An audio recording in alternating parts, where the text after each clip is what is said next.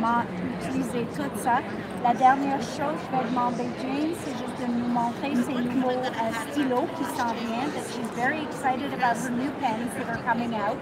It's a set of all these pens, and each one is a black pen. C'est un stylo noir, mais avec un bout différent sur chaque. And I'll just show you, I'll start in this one. This is so fine, you can hardly see the nib. So this is the micro one, so it's got M1 on the top.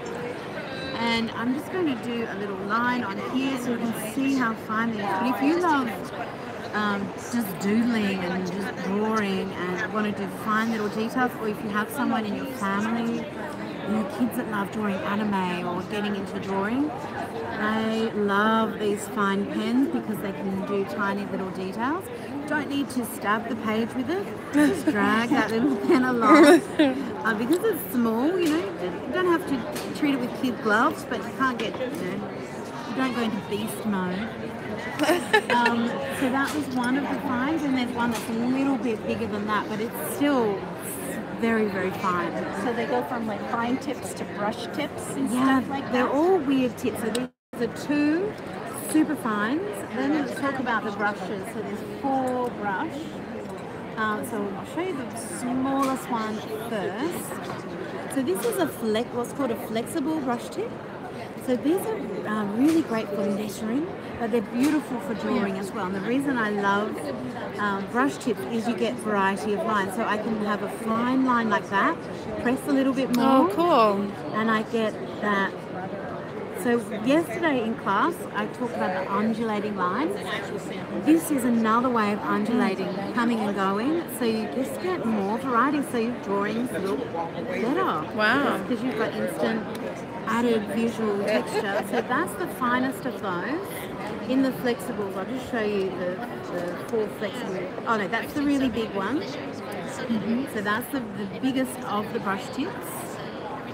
So he is beautiful for doing outlines. Wow. So again, if you have someone in the family, or if you love to do anime, manga, cartooning, inking, this is going to suit you as well as just drawing like we do. So I'm just going to say that's the largest of the flexible tips. I love doing my lettering with these. So in my books, I do most of my letterings with a flexible brush tip, which is what this is. Just because it feels nice for writing. And then this one, where's my super brush? So they've all got little codes on the top. That's the super brush. So that's got a very, very fine tip. So this is fantastic for lettering as well.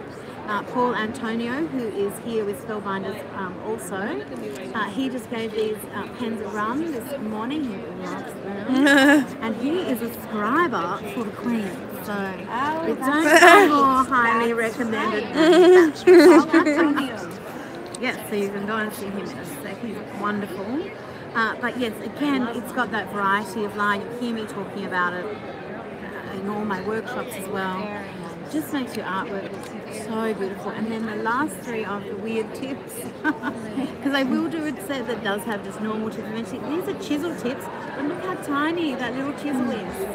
Wow. So these are a traditional calligraphy tip, but they're also lovely for drawing as well, because you get that, you can have a thick line and a fine line just by turning the pen.